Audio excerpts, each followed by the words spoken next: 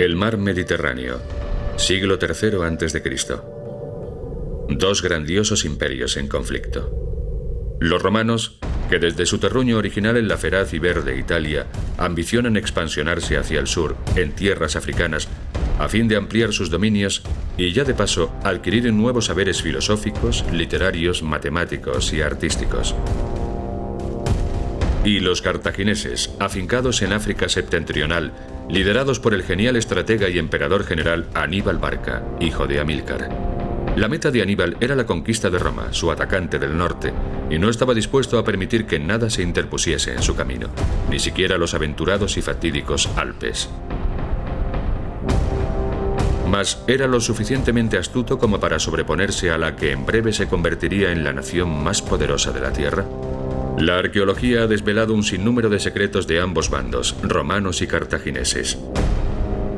Acompáñennos siguiendo los pasos de Aníbal y de la guerra entablada entre dos superpotencias.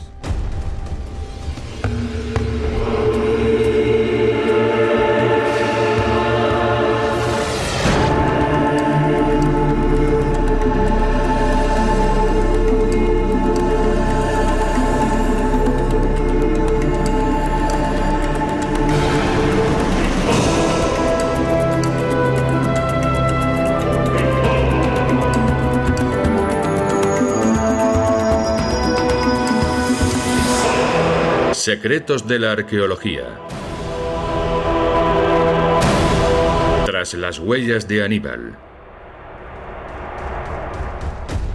Cartago y Roma, inicialmente equilibradas en sus fuerzas, estaban destinadas a entrar en conflicto.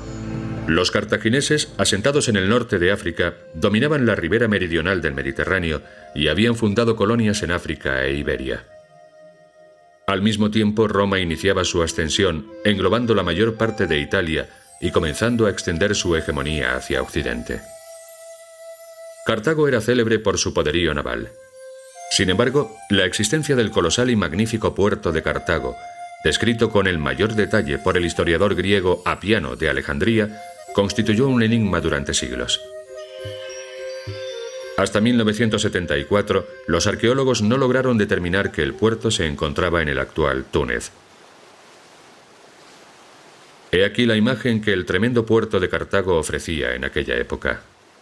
Al regresar de sus travesías, las naves fondeaban en uno de sus dos muelles, uno de ellos para navíos comerciales y para buques de guerra el segundo. Sus modernos y temibles barcos de guerra conferían a los cartagineses el dominio indiscutible de los mares. Roma, por otra parte, era poderosísima en tierra. Sus estrategas no dejaban de inventar y desarrollar máquinas de guerra y asedio insólitas para sus adversarios. A Cartago le habría resultado sencillo atacar Roma por mar. No obstante, Aníbal, el gran general cartaginés, decidió sorprender a Roma. Planificó una audaz expedición terrestre para atacar Roma. Lo acompañarían 90.000 soldados de infantería, 12.000 jinetes y 40 elefantes. Su primer paso fue atacar a una ciudad aliada de Roma, Saguntum, la actual Sagunto, en la provincia de Valencia. A la llegada de Aníbal, en la ciudad ya había soldados romanos en calidad de observadores. Cuando los saguntinos supieron que Aníbal marchaba sobre ellos, convocaron una asamblea urgente a fin de discutir la estrategia a seguir. Sus reuniones se celebraban en espacios públicos al aire libre o en teatros como este de época alto imperial. Sagunto solicitó apoyo a Roma. Sin embargo, Roma se mostraba indecisa, ya que no tenía muy claro si era juicioso enfrentarse con Aníbal. Su indecisión es famosa aún en nuestros días gracias al refrán «Dum Romae consulitur, Saguntum expugnatur». Mientras en Roma se discute, Sagunto cae. La ciudad resistió el sitio de Aníbal durante 8 meses, mas finalmente fue vencida y arrasada en el año 218 a.C. Los cartagineses vendieron como esclavos a los saguntinos supervivientes, una práctica común asimismo en Roma. Sin embargo, los soldados romanos destacados en Sagunto fueron tomados como rehenes. Cuando se comenzó a excavar en los territorios púnicos que se extendían desde África septentrional y España y Cerdeña, hallaron innúmeros artefactos, algunos decorativos tales como coloridas piezas de vidrio, joyas como estas, y otros cuyo significado era incierto. A los arqueólogos les costó varios años de trabajo cotejar centenares de hallazgos procedentes de diversos yacimientos y comprender que casi todos eran amuletos, fetiches.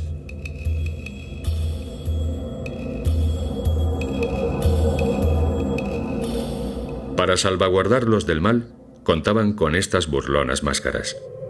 En cambio, para protegerse de la picadura de la serpiente o del escorpión, que en África septentrional constituían un grave peligro, confiaban en Paz-Pateco. Las manos de estos exvotos indican a los dioses la localización de la dolencia que aqueja al oferente. El arte cartaginés, por tanto, estaba muy ligado a las prácticas mágicas, además de gozar de una gran demanda en todo el Mediterráneo. Estatuas, bustos y frisos narran gestas de héroes o viajes mitológicos. En las ciudades romanas, grandes cantidades de obras de arte adornaban las casas y se encontraban por doquier en las calles. Algunas eran copias de obras maestras griegas, aunque la mayoría eran retratos de personajes romanos. ¿Cuál era su propósito? ¿Meramente decorativo o bien la conmemoración de algún evento? Lo cierto es que los romanos eran muy aficionados al arte y lo usaban con profusión en sus espléndidas y lujosas domus. No obstante, en el caso de las vías y espacios públicos, la intención no era estética, sino política. Los investigadores han descubierto que las esculturas y otras representaciones se empleaban para dar publicidad a ciertos programas políticos o magnificar las conquistas de Roma. También se utilizaban como propaganda de la familia o facción política que financiaba la obra. Roma fue la primera civilización que comprendió la importancia de la imagen para influir en la opinión pública. En cuanto romanos y cartagineses se encontraron en el campo de batalla y empezaron a relacionarse, ambos bandos sintieron curiosidad por el arte y la cultura del contrincante. Aunque enemigas, ambas potencias ansiaban el conocimiento del adversario.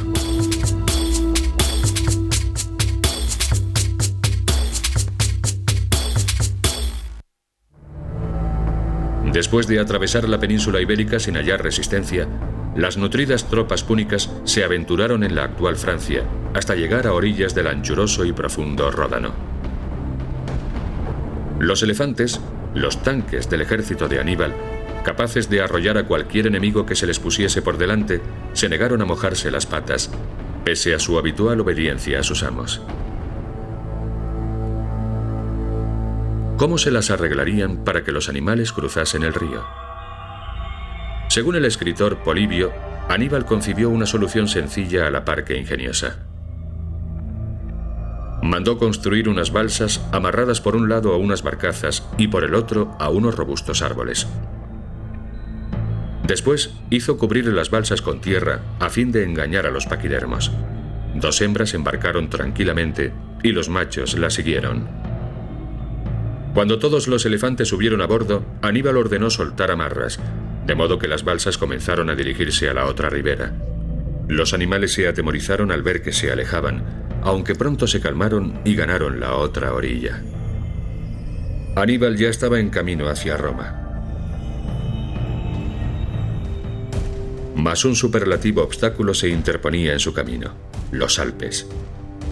La travesía de los Alpes era una empresa que nadie había intentado jamás. En el transcurso del viaje, entre heladoras ventiscas y peligrosos precipicios de centenares de metros de caída, Aníbal perdió la mitad de su ejército y sus elefantes.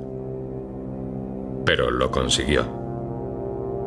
Al arribar a la otra vertiente alpina, cogió a los romanos por sorpresa. El ejército cartaginés venció en las batallas de los ríos Ticino y Trebia, del lago Trasimeno y por último en Cannas. Muchas ciudades italianas traicionaron a Roma y se aliaron con Aníbal, Capua entre ellas.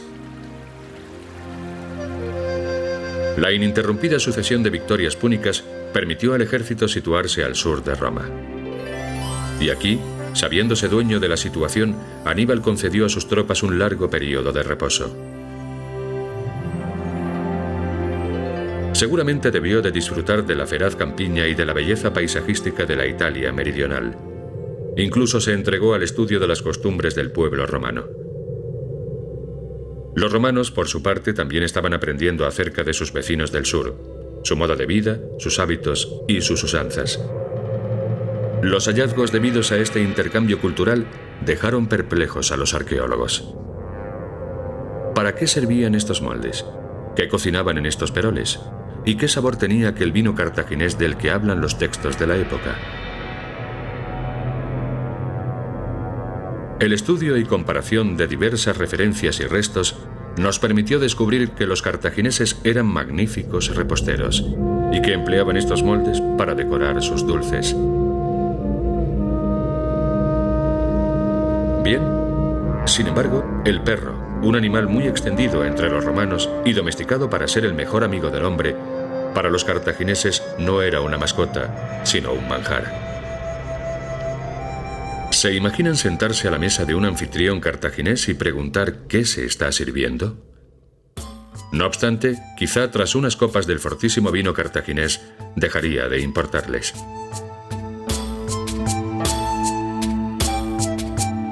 Los romanos eran asimismo grandes bebedores de vino.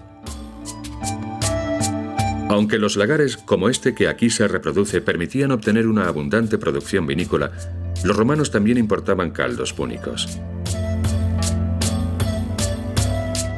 En Roma, el vino de pasas cartaginés recibía el nombre de passum. Este caldo, el pasito, uno de los más célebres vinos de Italia, aún en nuestros días, fue introducido en la región por los cartagineses.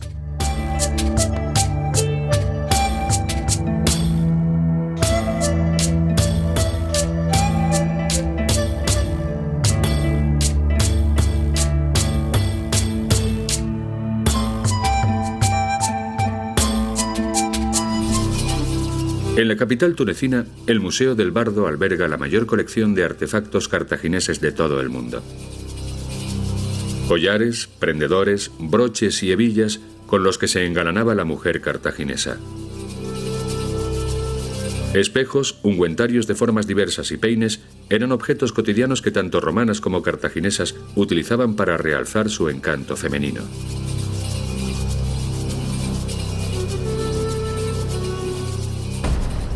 Al cabo de un largo descanso, había llegado el momento de que Aníbal volviese a empuñar las armas. Roma, segura tras sus murallas, aguardaba. Aníbal quiso demostrar a los romanos que era capaz de llegar hasta sus puertas sin mayores dificultades, y así lo hizo. Acampó a las mismísimas puertas de la ciudad eterna, aguardando algún buen augurio.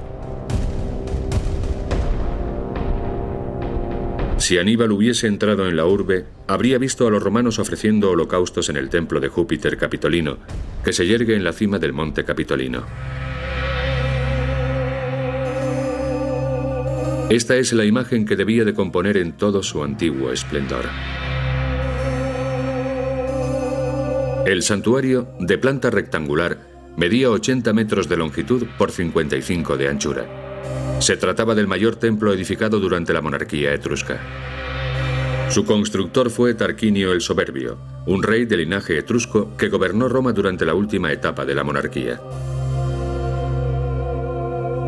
El templo, datado a finales del siglo VI antes de Jesucristo, era una obra colosal para su tiempo.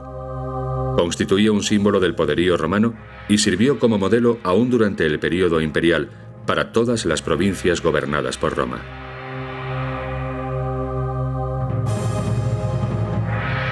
De su grandiosidad son buena muestra sus columnas de 20 metros de altura y dispuestas en 6 hileras paralelas, así como la decoración de su fachada, cuajada de medallones de terracota policromados.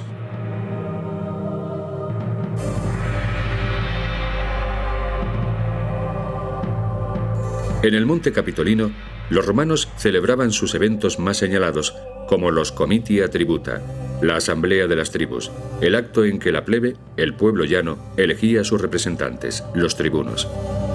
Además, los generales que regresaban victoriosos del campo de batalla celebraban un solemne sacrificio frente al templo. Amén de estas ceremonias, era aquí donde cada año, el 1 de enero, los cónsules, los magistrados supremos de la República Romana, tomaban posesión de sus cargos. Gozaban de plenos poderes para la administración del Estado y eran los comandantes supremos de las legiones, si bien su mandato no duraba más que 12 meses. Era casi como ser rey por un año. Por otra parte, estos dos templos vecinos estaban consagrados a los negocios, a los aspectos comerciales de la Roma de la época. La ciencia arqueológica llegó a esta conclusión tras analizar una serie de indicios. En el monumento circular se halló el pedestal de una escultura con una inscripción. En ella se leían los nombres del escultor y de un acaudalado comerciante, así como el de la divinidad a la que estaba dedicada la estatua, Hércules Solivarius, el patrón del gremio de mercaderes de aceite. El segundo templo estaba consagrado a una deidad más arcaica, Portunus, el dios de los muelles. El puerto fluvial de Roma, en el Tiberis, el Tíber, no debía de quedar muy lejos. Extramuros, Aníbal contemplaba las murallas de Roma que parecían más difíciles de superar que los propios Alpes. La cerca data del siglo IV a.C. y se denominaba Muralla Serbia. Se erigió empleando el aparejo de soga y tizón, es decir, alternando los sillares. Uno muestra su cara mayor y el siguiente la menor. Esta técnica les posibilitaba levantar muros de 10 metros de altura por 4 de espesor. La muralla, con un perímetro de más de 20 kilómetros, ceñía un área de más de 400 hectáreas. Los romanos estaban convencidos de necesitar tal protección tras una mala experiencia con los galos que habían logrado penetrar en la ciudad. Estos muros permitían a los romanos sentirse a salvo. Así que no les preocupaba excesivamente la presencia de Aníbal. Según fuentes contemporáneas al sitio de Roma, las tierras donde Aníbal había acampado, al borde mismo de la ciudad, se vendieron mientras sus tropas aún estaban asentadas en ellas, y su valor ni siquiera menguó. De lo que se deduce, alguien confiaba en que pronto quedarían desocupadas. La reciedumbre de la muralla, así como el vigor de las tropas romanas que aguardaban tras ella, acabaron por desalentar a Aníbal, que no disponía de sofisticadas máquinas de asedio con las que acometer a la ciudad. El general púnico comprendió asimismo que había cometido un error de estrategia, dejando tras de sí varias ciudades aún fieles a Roma y listas para intervenir en su defensa.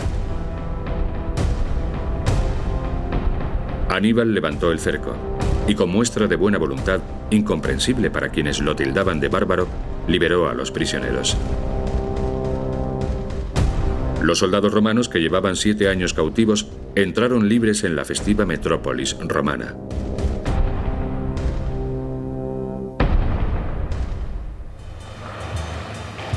Aníbal permaneció en Italia durante un tiempo, hasta que la propia Cartago se encontró ante la amenaza de un general romano, Publio Cornelio Escipión el Africano. Aníbal partió para defender Cartago y ya cerca de la ciudad, en Zama, privado de caballería, sufrió una decisiva derrota a manos de Escipión. Aníbal huyó a la corte del rey Antíoco III de Siria y Roma impuso a los cartagineses unas leoninas condiciones de paz. La celebridad del gran general y la esperanza de dar con su rastro impelió a los arqueólogos a excavar en la colina de Byrsa. Tanto los historiadores como las leyendas sostenían que en este lugar se había fundado una ciudad, y aquí es donde se halló el único asentamiento púnico que se conserva. Los arqueólogos bautizaron el yacimiento con el nombre de Los Cuarteles de Aníbal. Y debía de ofrecer este aspecto.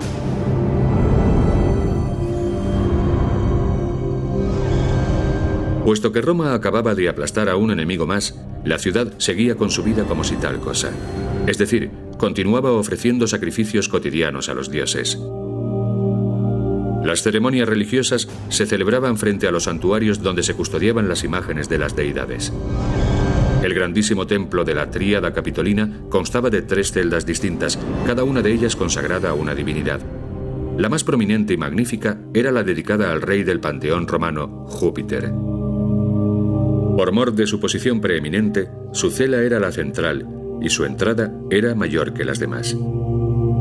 A las dos celas laterales se accedía por puertas más bajas y estrechas, lo cual indicaba a los adoradores que albergaban a divinidades de menor entidad. La cela izquierda estaba dedicada a la esposa de Júpiter, Juno. Era la protectora de las mujeres, el matrimonio y la fertilidad, y garantizaba así la propagación de la estirpe romana. La otra cela, situada a la izquierda de Júpiter, acogía a Minerva, la diosa de la ciencia y la literatura, guardiana y custodia de la ciudad de Roma.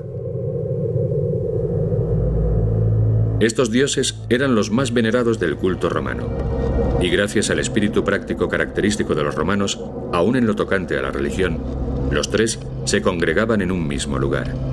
Por todo el imperio se ofrendaban toneladas de incienso a estas tres deidades, la tríada capitolina.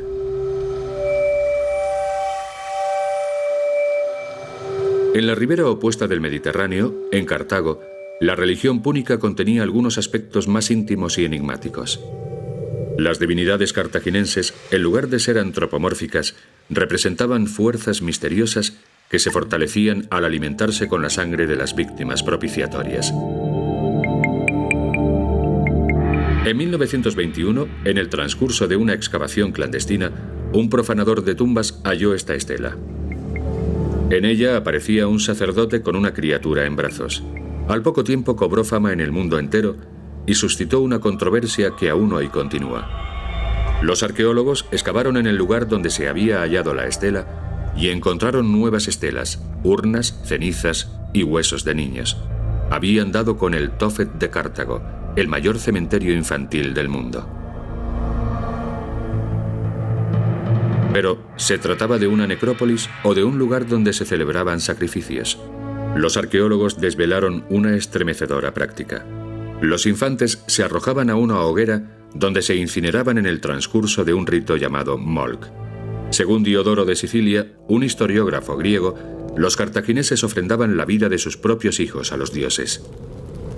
El último arqueólogo que trabajó en el Tophet fue el estadounidense Lawrence Steiger. Partiendo del contexto en que se habían hallado las urnas y de varias fuentes históricas, entre ellas la Biblia, llegó a la misma conclusión: los holocaustos tuvieron lugar.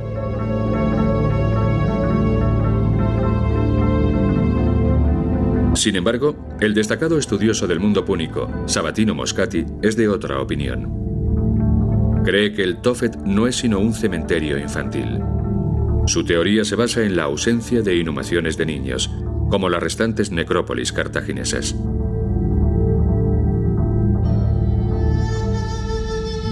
La propia Cartago ardió hasta los cimientos durante la Tercera Guerra Púnica, en el año 146 a.C. Sin embargo, los romanos acabaron por reedificar la ciudad conforme a sus gustos. Se convirtió en la segunda urbe del imperio.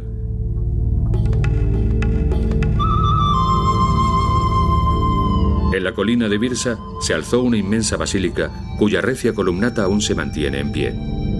Los opulentos romanos, recién llegados a África, se construyeron magníficas villae en las laderas que bajaban hacia el mar. Esta villa, conocida como La Pajarera por el mosaico con motivos de aves que decora su patio, es una de las más suntuosas. El zaguán está asolado de mármol y su jardín alberga un pequeño teatro con un escenario y sus localidades. Los romanos trajeron su arquitectura a Cartago, amén de sus juegos, su arte y su refinado estilo de vida, que aún hoy resplandece con singular belleza. La civilización cartaginense, un milenio más antigua que la romana, se vio reducida a un capítulo de la historia. Si bien aún es posible seguir sus huellas por toda la cuenca mediterránea. Fue Roma, sin embargo, la que se alzó con la victoria y legó su cultura a la posteridad. Una civilización, no obstante, que contiene innúmeras e indelebles aportaciones cartaginesas. Poco se imaginaba Aníbal que su acervo contribuiría a este intercambio transcultural.